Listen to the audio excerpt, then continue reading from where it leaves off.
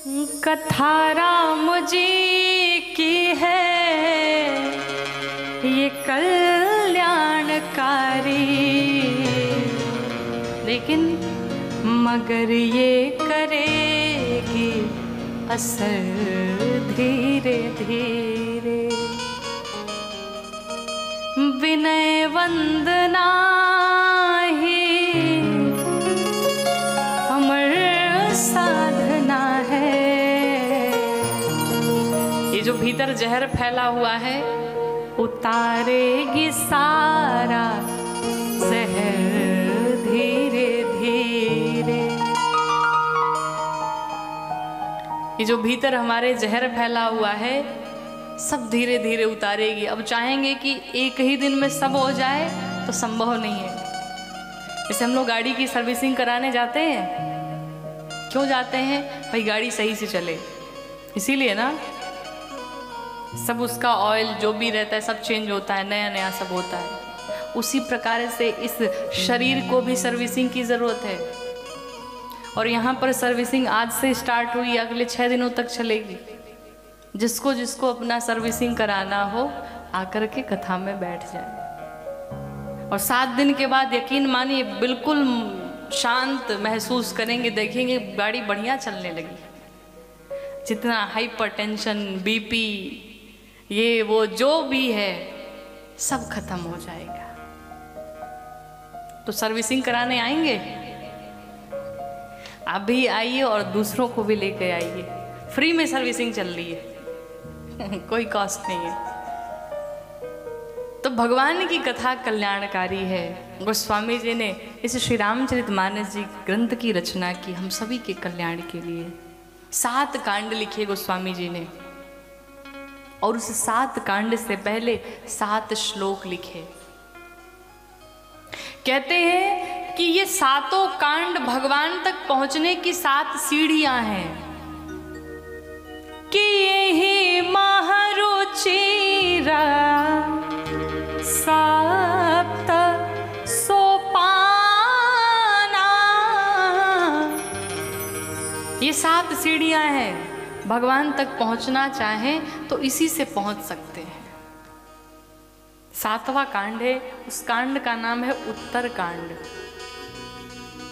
उत्तर कांड में कोई जीवन का ऐसा प्रश्न नहीं है जिसका उत्तर न मिल जाए, इसलिए उस कांड का नाम पड़ा उत्तर कांड। तो भगवान तक पहुंचना चाहते हैं तो ये 7 सीढ़ियां पकड़ना शुरू कर दीजिए। पहले श्लोक में गोस्वामी जी ने भगवान गणपति मां सरस्वती की वंदना की कि वर्णानाम अर्थ संघाना रसानां छंदसामपि मंगलानां च कर्तारो वंदे वाणी विनायको। सबसे पहले गणेश भगवान मां सरस्वती की वंदना क्यों? भगवान गणेश बुद्धि के देवता हैं और मां सरस्वती हमें बोलने की कला प्रदान करती हैं। अब आप बताइए, आपके पास बहुत बुद्धि हो लेकिन बोलने की कला ही ना हो, और बोलना आप बहुत अच्छे से जानते हैं लेकिन बुद्धि ही ना हो तो क्या बोलेंगे? इसलिए दोनों की साथ में वंदना की। भगवान गणेश का जब आप स्वरूप देखते हैं ना, भगवान गणेश का हर एक अंग हमें कुछ ना कुछ सीख देता है। भगवान का लंबा सा बड़ा सा उदर है, बड़ा सा पेट है। कहते हैं सभी का बड़ा से बड़ा पेट होना ही चाहिए। क्यों? बड़े पेट का अर्थ क्या है? इतना बड़ा पेट हो कि दुनिया की सारी बातें कोई आपसे कर ले, लेकिन वो बात आपसे कहीं दूसरे जगह ना जाए, उसे पचा करके रखें। यही भगवान गणपति के उदर से हमें सीख मिलती है। हम सबका भी बड़ा पेट होना चाहिए, लेकिन होता नहीं है। अगर किसी ने कह दी भाई साहब ये बात किसी को बताना नहीं, तो हम तो रुकते नहीं, अब तो उसको तुरंत बताएंगे, पचती नहीं बात। तो भगवान गणपति का जो उदर है उसे हमें ये सीख मिलती है, कोई भी बातें सुनो उसे पचा करके रखो। चुगली नहीं करनी चाहिए, लेकिन आजकल हम उसी में एक्सपर्ट होते हैं। कथा में 3 घंटे अगर बैठना पड़े महाराज, तो चाय नाश्ता दाएं बाएं उठना बैठना सब हो जाता है। लेकिन अगर किसी की चुगली चल रही हो, किसी की निंदा चल रही हो, तो 3 घंटे क्या पूरी रात बैठ जाएंगे। आप तो बस बताते जाओ, उससे नहीं होगा। लोग सहयोग भी करते, हाँ मुझे भी पता है, हमने भी सुना है। बढ़िया बढ़िया बीच में गरम गरम चाय आएगी, फिर आगे क्या हुआ जरा बताना। कितना आनंद आता है। जितना आनंद लोगों को दूसरों की बुराई सुनने में आता, उतना कथा में नहीं आता है। ये बुराई सुनना क्या है? ये कानों का विषय है, इसे बहुत आनंद आता है। और कई बार हमने देखा है लोगों को अगर ठीक से सुनाई न पड़े, थोड़ी दूर पे अगर निंदा चल रही हो, तो लोग थोड़ा कान टेढ़ा कर लेते हैं। थोड़ा सा अमृत कानों में पड़ जाए, बड़ा आनंद हो जाए। तो ये विषय है, जिह्वा का विषय है। अच्छे अच्छे भोग पाना। ठंडी का दिन अब आ रहा है, बीच में कहीं बारिश हो जाए, शाम के समय गरम गरम पकौड़े अगर बन जाते, कितना आनंद आता। बैठे हैं, पिज्जा अगर आ जाए तो बड़ा आनंद आ जाए। तो ये क्या है? ये सब विषय हैं। लेकिन जो आनंद भगवान की कथाओं में आना चाहिए, वो अधिकतर लोगों को कथाओं में नहीं आता। कई बार ऐसा होता है, हम कहते हैं हमारा मन नहीं लगता है। कोई बात नहीं, अगर कथाओं में मन ना भी लगे तो बिना मन के बैठो। आपको कोई इंटरेस्ट ना हो कथा सुनने में, फिर भी बैठो। और हम यकीन के साथ कहते हैं, बस एक दिन बैठ के देखो, दूसरे दिन कहना नहीं पड़ेगा, आप खुद चले आओगे, खुद चले आओगे। कहीं अगर सामने अग्नि जल रही हो, आग जल रही हो, उसकी तपिश जो अगल बगल खड़े होते हैं वहां तक पहुंचता है।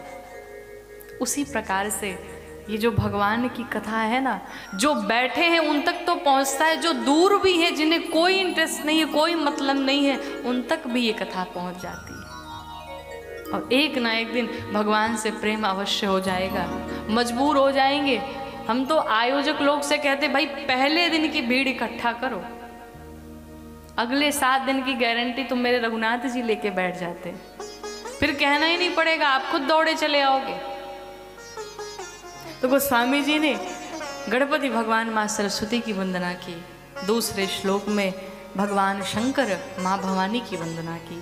कहते हैं कि भवानी शंकरो वंदे श्रद्धा विश्वास रूपिणो, याभ्याम विना न पश्यन्ते सिद्धा स्वान्तस्थमीश्वरम्। भगवान शंकर को विश्वास बताया, माँ भवानी को श्रद्धा बताया। कहते हैं किसी भी कार्य को करने के लिए हमारे भीतर श्रद्धा के साथ साथ विश्वास का भी होना उतना ही आवश्यक है, और विश्वास के साथ साथ श्रद्धा का भी होना उतना ही आवश्यक है। हमें बस विश्वास होना चाहिए, और ये पूरा खेल विश्वास का ही होता है। वो चाहे कोई संबंध हो, चाहे दुनिया हो, कुछ भी हो, पहले हमें विश्वास होना चाहिए। भगवान पर भी हमें विश्वास होना चाहिए, लेकिन हमें विश्वास होता नहीं है। होता है क्या? नहीं होता ना। आप लोग बड़े ईमानदार हैं। नहीं होता है। अच्छा, किसके किसके जीवन में दुख है? सबके जीवन में है। कोई ऐसा नहीं जिसके जीवन में कहीं एक खालीपन ना हो, एक कमी ना हो। सबके पास दुख है। अच्छा, विश्वास किसको किसको है भगवान पे? जिसको है वो हाथ खड़े करे, अगर हाथों में दर्द ना हो तो।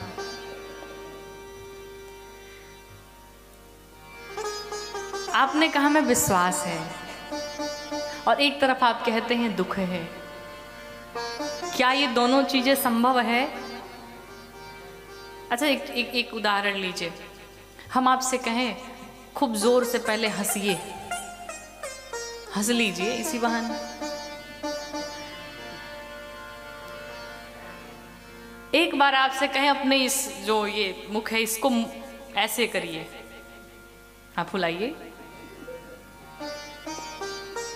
अच्छा, अब दोनों क्रियाएं अगर साथ में कहें कि हंसना भी है और उस मुख को फुलाना भी है, कर पाएंगे क्या? पॉसिबल है? नहीं पॉसिबल है। तो जब ये पॉसिबल नहीं है तो वो भी पॉसिबल नहीं है। अगर आपके जीवन में विश्वास है भगवान के प्रति तो दुख नहीं आएगा, और अगर दुख है यानी विश्वास अभी कमजोर है। और जिस दिन विश्वास हो गया भगवान पे, मेरे रघुनाथ जी पे, फिर उस दिन दुख आएगा, ये तो निश्चित है। क्योंकि हमारे जो कर्म है, जो प्रारब्ध है, उसे तो हमें भुगतना ही है। दुख आएगा, लेकिन वो दुख कब आया कब गया कुछ पता भी नहीं चलेगा। ये भगवान पर विश्वास, अगाध विश्वास, अटूट विश्वास होना चाहिए। तो श्रद्धा के साथ साथ विश्वास का भी होना बहुत आवश्यक है। तीसरे श्लोक में गोस्वामी जी ने शिव रूपी गुरु की वंदना की कि वंदे बोधमयम नित्यम गुरुम शंकर रूपिणम यमाश्रितो हि वक्रोपि चंद्रः सर्वत्र वंदते। ऐसे शिवरूपी गुरु कैसे? जिसने टेढ़े चंद्रमा को भी पूरे संसार में वंदनीय बना दिया, पूजनीय बना दिया। ऐसे शिवरूपी गुरु को मैं बारंबार प्रणाम करता हूँ। भगवान शंकर को प्रणाम किया। चौथे श्लोक में वाल्मीकि जी की वंदना की, श्री हनुमान जी महाराज की वंदना की। पांचवें श्लोक में श्री सीता जी की वंदना की। छठे श्लोक में भगवान श्री रामचंद्र की वंदना की। और सातवें श्लोक में बताया इस ग्रंथ की हमने रचना कैसे की। नाना पुराण निगमागम सम्मतं यदा रामायणे निगदितं क्वचिदन्यतोऽपि स्वान्तः सुखाय तुलसी रघुनाथ गाथा और भाषा निबंध मति मंजुल मातनोति।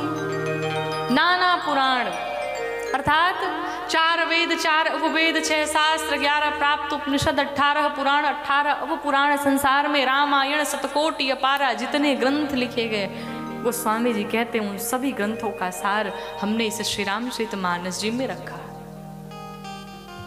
सार मतलब समझते हैं ना, वो न समझिएगा जो ससुराल वाले सार होते हैं। सार का मतलब है, जैसे आप हिंदी की किताब जब पढ़ते हैं तो लिखा रहता है पूरी कहानी के बाद सारांश। इंग्लिश की बुक अगर पढ़ते हैं उसमें लिखा रहता है मोरल ऑफ द स्टोरी, अर्थात उस पूरी कथा का सार उसमें बताया गया। उसी प्रकार इस श्री रामचरितमानस जी ग्रंथ में सभी ग्रंथों का सार लिखा।